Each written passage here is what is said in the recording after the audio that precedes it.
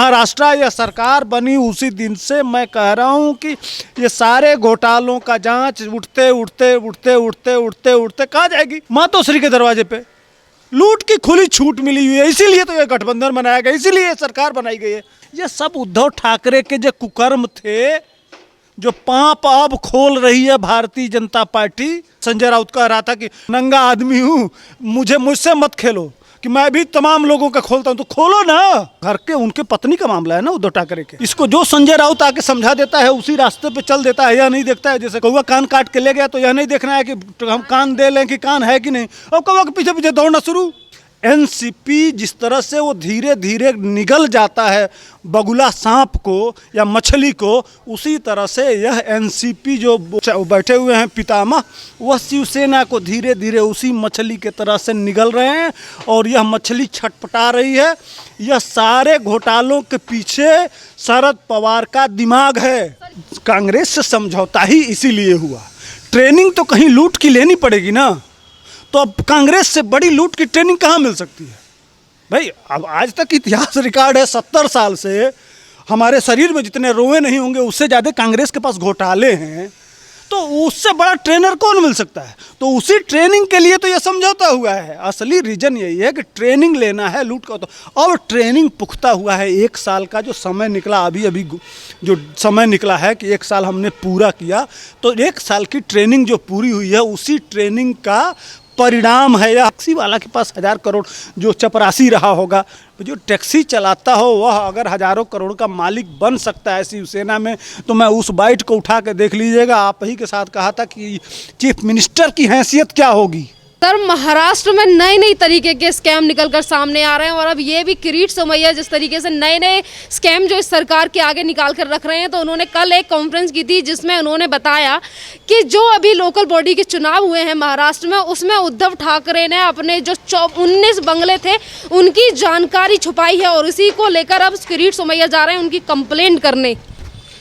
ये आप मेरे सारे बाइट उठा के देख लीजिए, जितने चाहे वो, और किस लिए हल्ला मच रहा था। जो अर्णव गोस्वामी हल्ला कर रहे थे, कंगना रनौत हल्ला कर रही थी, जो सारे ये सुशांत सिंह के मर्डर का केस है, ये सब कुछ कहीं ना कहीं मैं लास्ट डे 1 से कहता आ रहा हूँ कि सब कुछ मामला, सब कुछ घूम फिर के कहाँ जाएगा?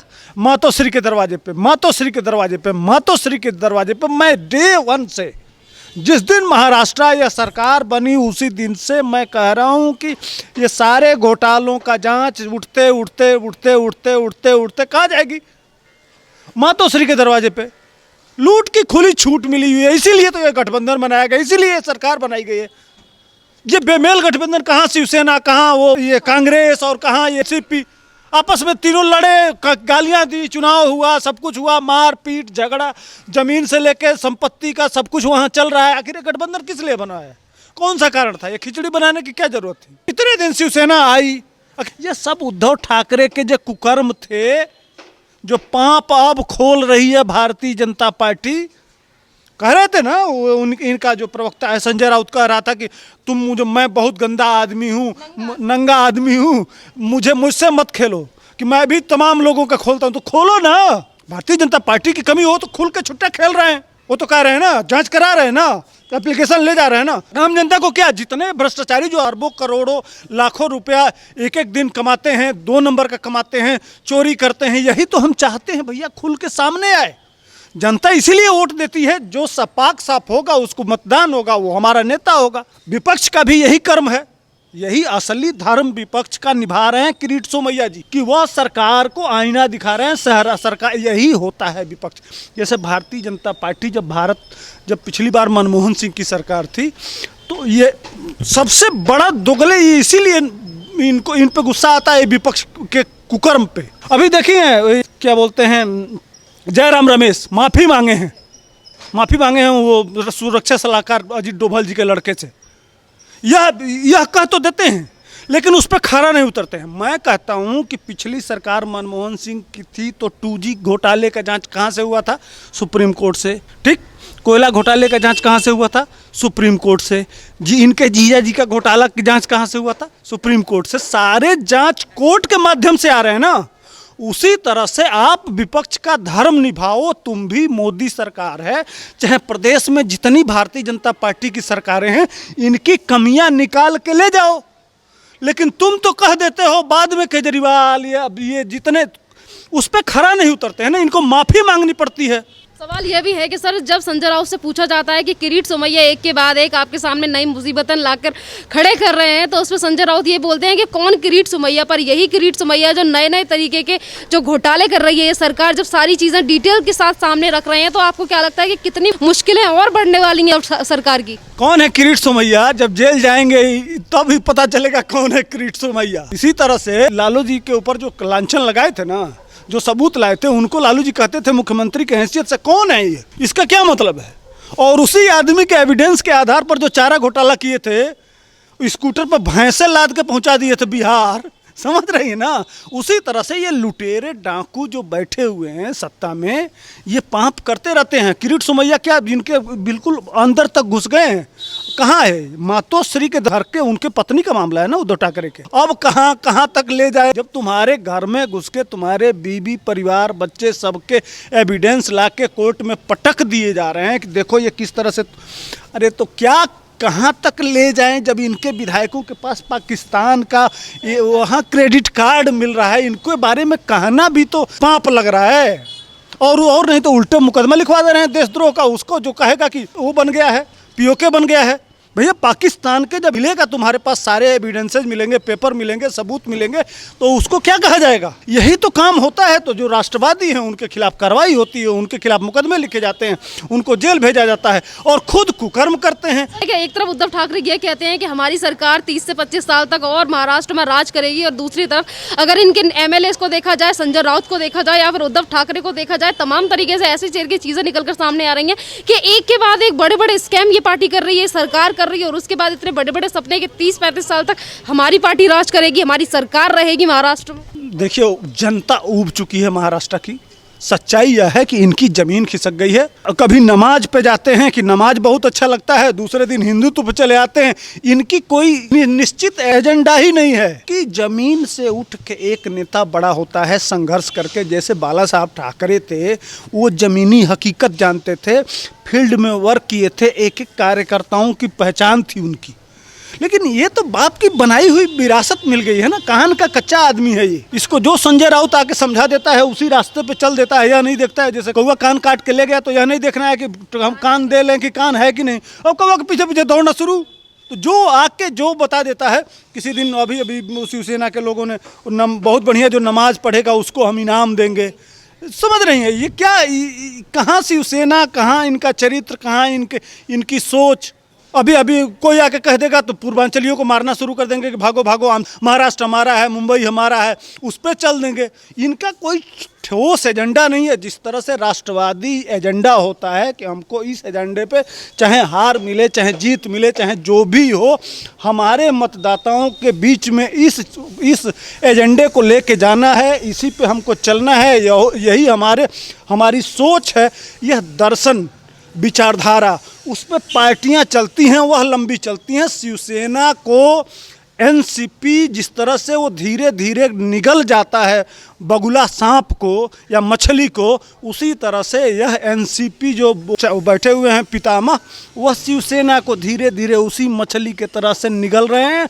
और यह मछली छटपटा रही है। यह सारे घोटालों के पीछे शरद पवार का दिमाग है। सर ये भी बात है कि जितनी बड़ी प्रॉपर्टी मिली है अभी उद्धव ठाकरे के पास, और जिनकी पूरी डिटेल इन्होंने चुनाव आयोग को नहीं दी, और उसके बाद अगर इनके ऊपर कंप्लेंट होने जा रही है, तो यहाँ पे दो तरीके की चीज़ें निकलकर सामने आ रही हैं। एक तो सरकार में इतने बड़े बड़े घोटाले निकलकर सामने आ रहे हैं, और दूसरी तरफ संजय राउत सामना में इस तरीके की चीज़ें दिखते हैं, और ये कहते हैं कि बीजेपी राहुल गांधी से डरती है। कांग्रेस से समझौता ही इसीलिए हुआ। ट्रेनिंग तो कहीं लूट की लेनी पड़ेगी ना, तो अब कांग्रेस से बड़ी लूट की ट्रेनिंग कहाँ मिल सकती है भाई? अब आज तक इतिहास रिकॉर्ड है, 70 साल से हमारे शरीर में जितने रोए नहीं होंगे उससे ज़्यादा कांग्रेस के पास घोटाले हैं, तो उससे बड़ा ट्रेनर कौन मिल सकता है? तो उसी ट्रेनिंग के लिए तो ये समझौता हुआ है। असली रीजन यही है कि ट्रेनिंग लेना है, लूट का। तो अब ट्रेनिंग पुख्ता हुआ है। 1 साल का जो समय निकला, अभी जो समय निकला है कि 1 साल हमने पूरा किया, तो 1 साल की ट्रेनिंग जो पूरी हुई है, उसी ट्रेनिंग का परिणाम है यह आज। जांच मातोश्री के दरवाजे, इनका कौन विधायक पकड़ा गया पहले, हाँ, टैक्सी वाला जो करोड़पति है, उसके बाद से संजय राउत जो प्रवक्ता है उसकी बीवी पकड़ी गई। आज यह मामला सीधे मातोश्री माने मुख्यमंत्री के दरवाजे पे पहुंच गया। अब भी कुछ बचा है क्या शिवसेना के पास दिखाने के लिए?